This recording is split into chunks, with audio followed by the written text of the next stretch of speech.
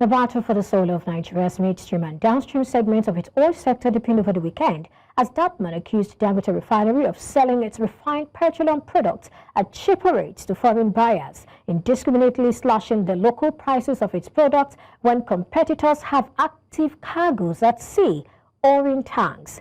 This comes as the refinery announced the commencement of another drop in petrol prices from 865 naira per litre to 841 naira per litre in Lagos and the southwest, while it would be 851 naira in Abuja, Edo and Kwara. This is expected to come alongside the commencement of its direct fuel distribution scheme, built to start today, September 15. Is the pushback in the interest of Nigerians or an attempt at maintaining inefficiencies and rent-seeking in the nation's critical oil sector? Well, let's have this conversation with Temitope Kolade, Associate Director, Oil, Gas and Power Practice, Andersen Nigeria, for more. Thank you so much for joining me today. Good to have you again. Good morning. Thanks for having me. I don't know if you're muted or if you're saying something, but I can't hear you. Good morning. Can you hear me?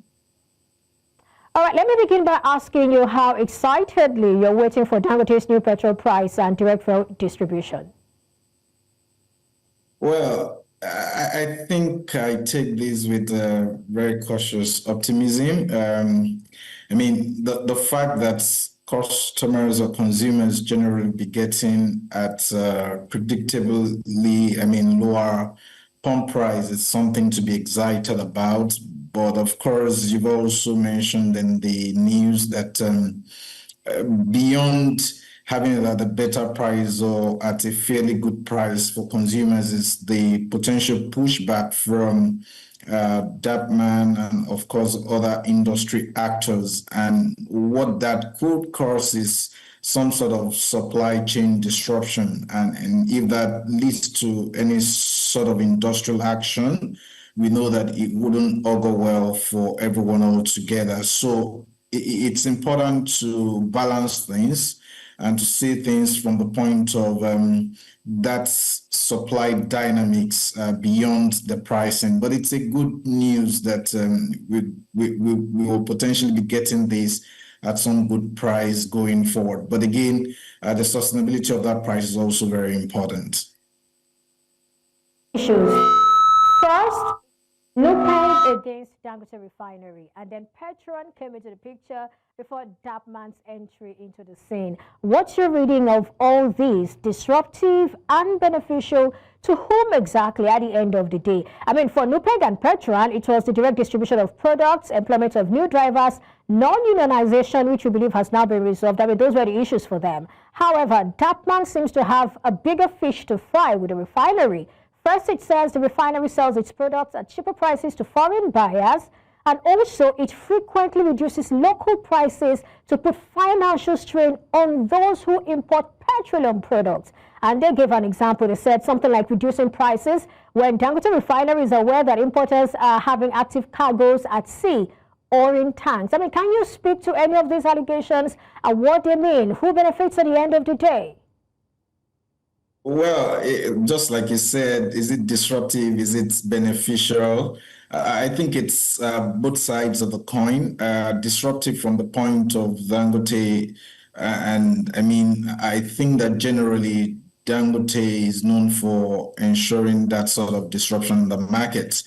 And I think it's some sort of positive disruption, if I may say, because what it does is to short-circuit the sort of market dynamics in the supply chain within the markets where we don't have so many players. And you know what happens when you have many ants before you get to the final producer. It would lead to some sort of rent seeking within the system, and it's not the best for the final consumer. And that's why we begin to see this sort of pushback from the union, again, because they might look like the hot parties, but I think they should have seen this coming, because this is what we've always advocated for in the country, that we needed to benefit from the fact that we are a crude oil producing nation, and so we should be refining. Consumers definitely would benefit. It's going to be greater margin for Dangote too, as much as they're able to capture a larger market share. And of course, there are benefits for that vertical integration that Dangote is doing. And for the nation at large, I think the fact that we'll reduce our dependency on import would also better the lot of our foreign exchange position as a country. I don't see the reason so much why the union should be so hot. Their pushbacks are, they're expected, but this should not also be catching them unawares from the point of we were always advocating for this. And one thing to also then begin to look at differently is to say that would all of their requests be misplaced? Definitely not, because there is also the part of ensuring that jobs are not caught for the tanker drivers and all of that. And I do think that there could be some sort of negotiations that have started already by the involvement of the government in the Nupeng transaction, and to ensure that it's some sort of win-win for both parties and jobs are not lost altogether for the tanker drivers, because there is still something for them to do even in the new system that will begin to have. All right, Mr. Kolade, we'll take a break now. But before we go, let me just throw this question. So when we come back, you just take it up from there. Now, you talked about, the fact that these marketers, these unions shouldn't be too hot, that they should have expected all of this. Now, I want to tie that to what Dangote raised in its, in its own press release. Do you also think the marketers selfishly killed Nigeria's petroleum transport pipelines, import substandard petrol, caused regular fuel shortages and queues, while subjecting the country to suffering? That's what the Dangote Refinery press release claims. When we return from this time out, I will have you begin by answering that particular question. Thank you for staying with me. Glad to know you're still with us, and I still have Temitope Kolade right here with me, and looking at the bickering, the back and forth in Nigeria's midstream oil industry. Mr. Kolade, thank you so much for staying with me. Thanks for having me. All right, so I'd like you to begin by answering that particular question.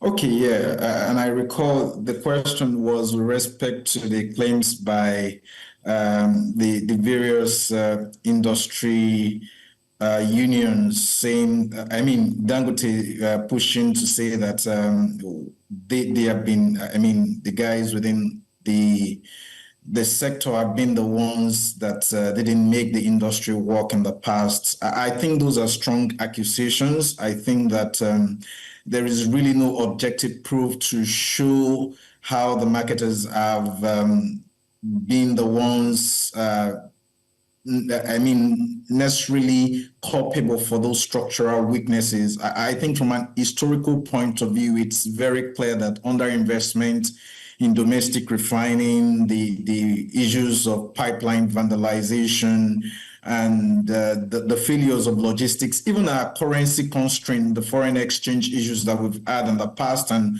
of course, weak enforcement by the regulators have been very, kind of things that you could point to as responsible for the issues that we've seen. I think it's just overstating the fact, trying to point to things without specific evidence as to say the marketers have been responsible for all the wars within the downstream sector in Nigeria so far. So I think it's important for both parties to come together and ensure that whatever they're having as conflict at the moment would turn out to be in the best interest of the nation, not just for profiteering, to the extent that supply chain will not be disrupted and people will get the products at very good prices. All right, so I get where you're coming from. We need facts and figures. We cannot just make claims, and that exactly is what you're saying to Dangote Refinery's press statement. However, from what you have said and from what the refinery has said, do you think that maybe somehow they saw a loophole and then built a business around it? Maybe the structures were not in place, there was underinvestment and stuff like that, and then they decided to come up with something just a stopgap measure, which is now staying, but Dangote probably wants to disrupt the stopgap measure and say, you know what, we've got to recalibrate. Let me get your thoughts on that.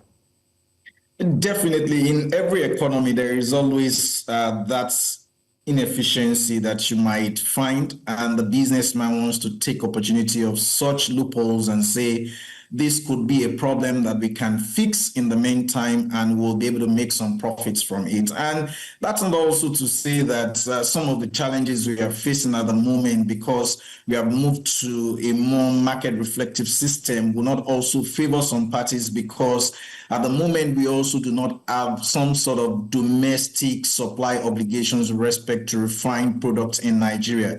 So some of those allegations that the industry unions are also putting against Dangote may also be, they might have a basis, to the extent that we then begin to say, oh, indeed, there is no basis to say this is how much Dangote should supply to the local market before he starts exporting.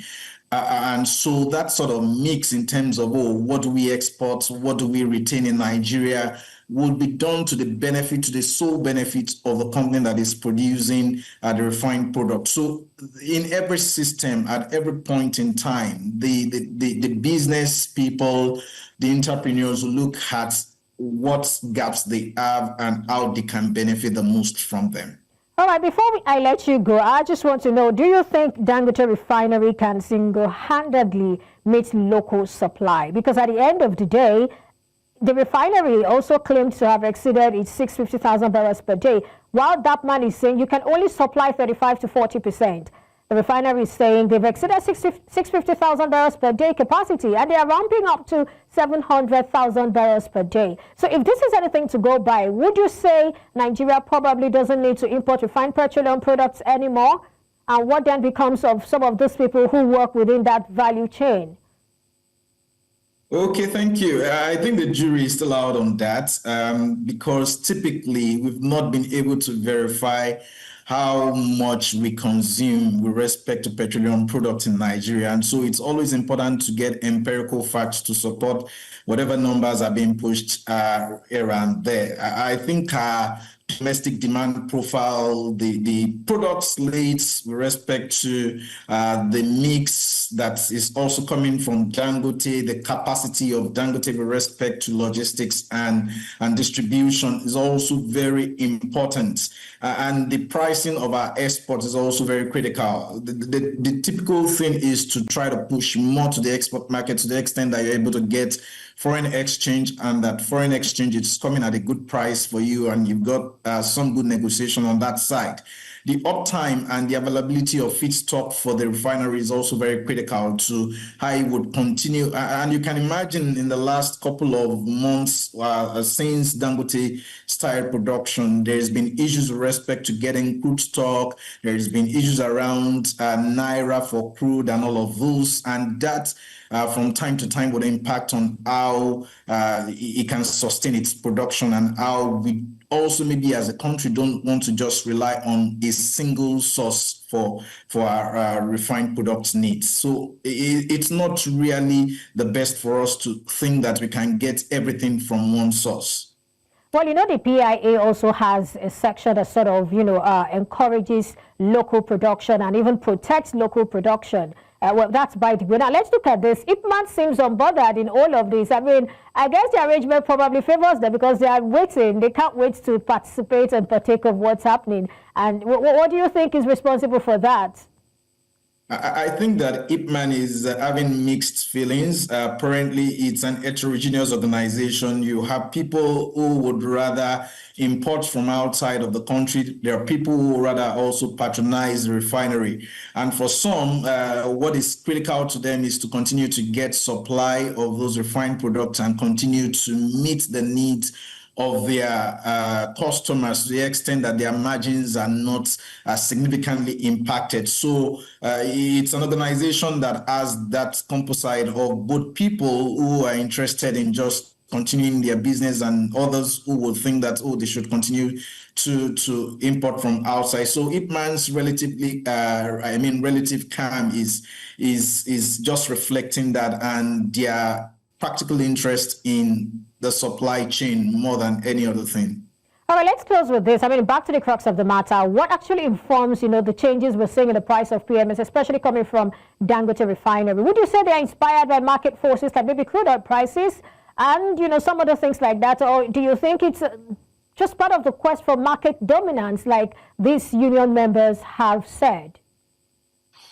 Well, I think it's both market forces on the one side, and of course the press for market dominance. Because the more you're able to push for market dominance, the more you're able to profit from the market as well. So market forces from the point of the crude oil prices and what refining margins are globally and what you can push for as a country. And of course, you've done a lot of investment. You also want to recoup as quickly as possible. You want to maximize whatever benefits you can get from the refinery at the moment and in the shortest run possibly. So if we also think about it from the point of the cost of logistics, even for the unions within that downstream market, it's also something that impacts on the cost that they incur and what they're going to want to pass to customers.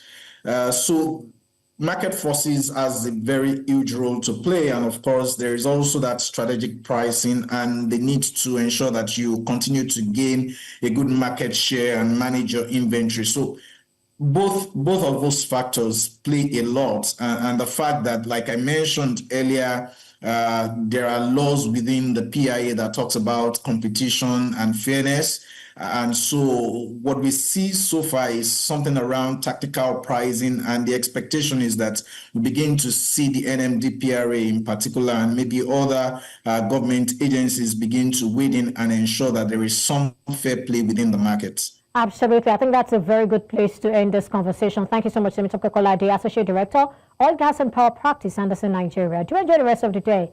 Bye for now.